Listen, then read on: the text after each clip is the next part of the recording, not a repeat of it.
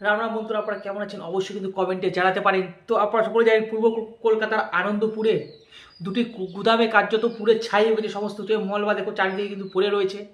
কিন্তু এই যে অগ্নিকাণ্ড হলো এবং আজ এখনও পর্যন্ত খবর পাওয়া যাচ্ছে যে এখনও যখন আমি ভিডিও তৈরি করছি তখনও কিন্তু দিক দিক করে আগুন জ্বলছে এবং যেটুকু জানা যাচ্ছে যে এখনও পর্যন্ত 8 জনের মৃত্যু হয়েছে এবং এবং 16 জনকে এখনও খুঁজে পাওয়া যাচ্ছে না।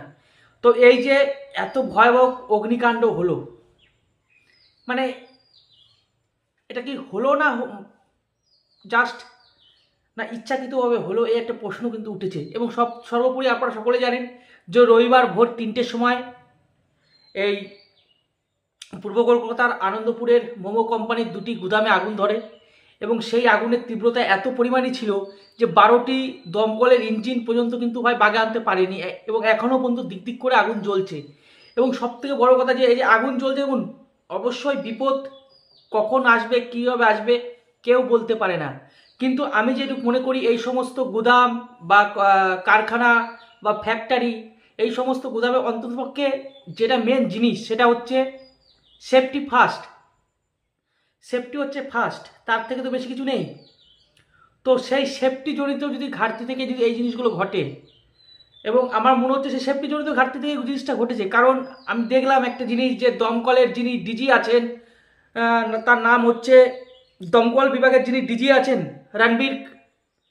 কুমার রণবীর কুমার, তিনি বলছেন যে যে ফায়ার সেফটি, সেই ফায়ার সেফটির সার্টিফিকেট ছিলই না এনাদের কাছে। মানে এনাদের মানে এই যে যে গুদামে আগুন ধরেছে তাদের দমকলের থেকে বা দমকল বিভাগের থেকে কোনো সার্টিফিকেট দেওয়া হয়নি যে আপনারা ভাই এখানে আপনারা কাজ করতে পারবেন। তাহলে এখন প্রশ্ন হচ্ছে, তাহলে এতদিন পর্যন্ত ওই দুটি গুদাম এতদিন পর্যন্ত কী করে কাজ করছিল যেখানে সেফটি নেই, যেখানে কোনো সেফটি নেই। এবং দমকল বিভাগের ডিজি বলছেন রণবীর কুমার যে কার্যত যে ফায়ার সেফটি যে সার্টিফিকেট, সেই ফায়ার সেফটি সার্টিফিকেটই দেওয়া হয়েছিল না এই গুদামে বা গুদামের মালিককে। তাহলে আমার প্রশ্ন হচ্ছে ওইখানটা, যে যখন আপনারা দেখলেন যে তাদেরকে কোনো ফায়ার সেফটির বা সেফটির কোনো সার্টিফিকেট দেওয়া হয়নি, তাহলে এত বড় দুটি গুদাম কি করে চলছিল, কার্যত কি করে চলছিল। নাহলে দেখুন, আপনারাই ভাবুন, মানে যেটুকু জানা যাচ্ছে যে ভিতরে যারা ছিল তারা ফোন করছে, তারা খুঁজে পাচ্ছে না দরজা কোন দিকে, গুদাম ঘরের দরজা কোন দিকে সেটা খুঁজে পাচ্ছে না। অনেক সময় আমি দেখেছি, আমি যখন মহারাষ্ট্রে ছিলাম আমি দেখেছি যত বড় বড় ফ্যাক্টরি হয় ইমার্জেন্সি গেট বলে একটা গেট হয়, এমনি প্রবেশের পথ থাকে এবং এমার্জেন্সি গেট, ভিতরে যদি কোনো আগুন ধরে যায় বা কোনো বিপদ হয়ে যায় সেক্ষেত্রে এমার্জেন্সি গেট অটোমেটিক্যালি কিন্তু খুলে যায় এবং সাইরেন বাজতে শুরু করে। তো এই সমস্ত বড় বড় এই যেটুকু বোঝা যাচ্ছে যে অনেক বড় গুদাম, বড় বড় দুটি গুদাম, কিন্তু সেখানে কোনো সিকিউরিটি পারপাসের বা সেফটির পারপাসে কোনো কিছু করণীয় মানে কিছুই ছিল না। তো যেখানে কোনো সেফটি ছিল না ভাই, আমার প্রশ্ন হচ্ছে বিপদ আসতেই পারে, কিন্তু যেখানে সেফটি কোনো ছিল না কোনো কিছু, এবং দমকলের তরফ থেকে বলা হয়েছে যে তাদের ফায়ার সেফটির কোনো কাগজপত্রই দেওয়া হয়নি, তাহলে এতদিন পর্যন্ত চলছিল কি করে কলকাতার মতন জায়গায় এই দুটি গুদাম। এবং আজকে যখন আগুন ধরেছে, রবিবারে 3টের সময় আগুন ধরেছে, কার্যত দেখলাম যারা ভিতরে রয়েছে তারা বাড়িতে ফোন করছে যে তাড়াতাড়ি আসো আমাদেরকে বাঁচাও, আমাদেরকে বাঁচাও। মানে তারা নিজেরাও জানে না যে কোন দিক থেকে বের হতে হবে। মানে দরজা জানলা বলতে কিছুই কি ছিল না, তাহলে তারা নিশ্চয়ই প্রমাণিত হচ্ছে যে দরজা জানলা বলতে কিছুই ছিল না। যে কথা বলছিলাম এমার্জেন্সি গেট, সেই এমার্জেন্সি গেটও ছিল না। আপনারা দেখুন সেই ভিডিও যে কিভাবে আগুন ধরেছে, দেখুন পুরো ছাই হয়ে গেছে। এবং আমি জানি না, আমি যেটুকু খবর পাচ্ছি যে 35 থেকে 40 জন এই ভিতরে ছিল, 35 থেকে 40 জন, এবং তাদের মধ্যে শোনা যাচ্ছে যে 8 জন মারা গেছে এবং এখনও অনেককে খুঁজে পাওয়া যায়নি। সেই সংখ্যাটা হচ্ছে 16 জন, সেই সংখ্যাটা হচ্ছে 16 জন। এবং আমি অবাক হয়ে যাচ্ছি, যখন এই অগ্নিকাণ্ড হলো তার 32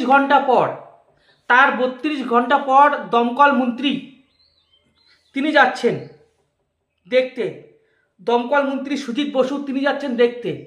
মানে ভাবা যায় না, জাস্ট ভাবা যায় না। তার আগে দেখলাম যে অগ্নিকাণ্ডের কিছু মুহূর্তে বা কিছু ঘন্টার মধ্যেই চলে গেলেন তৃণমূলের একজন নেতা, তার নামটা আমি এখন ভুলে যাচ্ছি বর্তমানে। যাই হোক, তিনি চলে গেলেন এবং তিনি মিডিয়ার সামনে মিডিয়াকে কার্যত মানে কি হংকাচ্ছিলেন, চমকাচ্ছিলেন।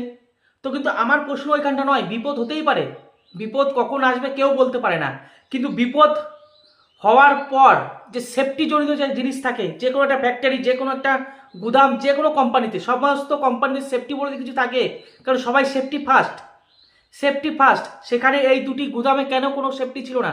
এবং আমি তো বলবো যে এখানে পুরোপুরি সরকারের গাফলতি, কারণ দমকল বিভাগের যিনি ডিজি তিনি তো বলছেন যে তাদের কাছে কোনো ফায়ার সেফটি কাগজ ছিল না, কোনো পারমিশন ছিল না। তাহলে সেই গুদামগুলো চলছিল কি করে? সেই গুদামগুলো তাহলে চলছিল কি করে? একটা বিশাল বড় একটা প্রশ্ন। যে কলকাতার মতন জায়গায়, ভাবতে পারছেন, কলকাতার মতন জায়গায় যেখানে সেফটির কোনো ধার ধারিত্ব নাই, গুদাম বানিয়ে দিয়েছে মনে হচ্ছে সেই আলিবাবার গুহা, আগুন ধরে গেছে বাস।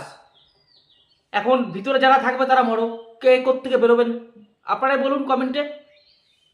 যে ইমার্জেন্সি গেট থাকে বা জানলা দরজা বলে তো কিছু থাকে যাতে বিপদ হলে অন্ততপক্ষে বেরোতে পারে বাইরে, সেই সুযোগটুকু তারা পায়নি। তো কিভাবে মরেছেন তারা ভাবতে পারছেন? জাস্ট ভাবা যায় না। এটা হচ্ছে সরকারের পুরোপুরি গাফলতি। কারণ দমকল বিভাগের তরফে নিশ্চয়ই খবর ছিল যে তাদের কাছে কোনো কাগজপত্র নাই সেফটির। তাহলে সেটি সরকার জানে না? সেটা কি সরকার জানে না? আমাকে অবশ্যই কমেন্টে জানান।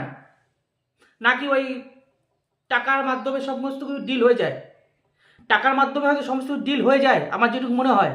তার জন্য এতগুলো মানুষের প্রাণ গেছে এবং আরও 16 জনকে খুঁজে পাওয়া যাচ্ছে না, আরও 16 জনকে খুঁজে পাওয়া যাচ্ছে না। মানে আপনারাই ভাবুন। তো আপনাদের কি মনে হচ্ছে? আপনারা অবশ্যই কমেন্টে। আমার তো খুব দুঃখ লাগে যে এইভাবে মানুষগুলো মারা গেছে এবং বাড়িতে কল করছে যে আমাদেরকে বাঁচান, আমাদেরকে বাঁচান, আমরা কোন পথে বেরোবো আমরা খুঁজে পাচ্ছি না। তাহলে কোন কীরকম গুদাম ভাবতে পারছেন? কীরকম গুদাম ঘর? যে ইমার্জেন্সি গেটের দূরে কথা, জানলা দরজা মনে ছিল কিনা, খালি ঢোকার পথই ছিল, বেরোনোর কোনো পথ ছিল না। মানে এমন একটা বিধিকিস্তি ব্যাপার। এবং সেখানে সেফটির কোনো কাগজপত্রই ছিল না, অথচ ঋণ দাম করে তারা বিজনেস করছে, তারা ব্যবসা করছে, গুদামে মাল ঢুকাচ্ছে। ভাবুন। আর এটা যদি বলে যে সরকার জানতো না, এটা মেনে কেউ মানবে না, কেউ মানবে না। তাহলে এখন কি করে বেরোচ্ছে যে দমকলের কোনো সার্টিফিকেট ছিল না? দমকলের তরফ থেকে কেন বলা হচ্ছে যে কোনো সার্টিফিকেট দেওয়া হয়েছিল না ফায়ার সেফটির? তাহলে যখন ফায়ার সেফটির কোনো সার্টিফিকেটই দেওয়া হয়নি, তাহলে এতদিন ধরে কেন চলছিল? সরকার কেন কোনো ব্যবস্থা নেয়নি যে ভাই আগে তুমি ফায়ার সেফটির ব্যবস্থা নাও, ফায়ার সেফটি লাগাও, তারপরে যাকো, তারপরে তুমি তোমার গুদাম চালু করো ভাই? আপনারা অবশ্যই কমেন্টে জানান।